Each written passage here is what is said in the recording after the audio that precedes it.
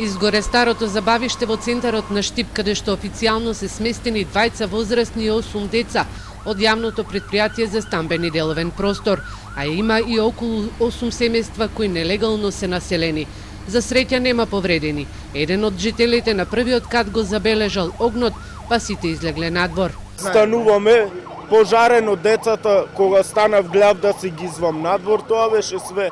Јас како што седеше дома гледам од тенешка чур и 20 паднала зејке надоле. Не може ништо, се остави, не може да искараш. Сабале станаме, унатре чур дим, децата едва ги извади, имаме едно годишно и 3 годишна керка. Гледаш 8, се поране, едва и сабале излеземе. Пожарникарите имаат тешка работа, бидејќи објектот е граден од кал и греди, а спречено е ширењето на огнените јазици кон околните куќи и згради. Во овој објект, подрумскиот дел и првиот кат се целосно пожарени.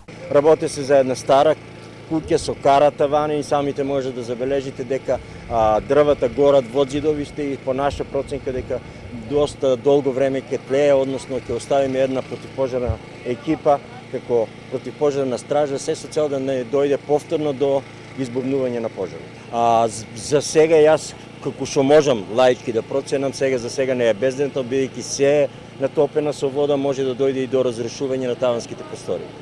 Од општина Штип вела дека се бара решение за сместување на семејствата кои поради ниските температури не смеат да останат подолго време надвор.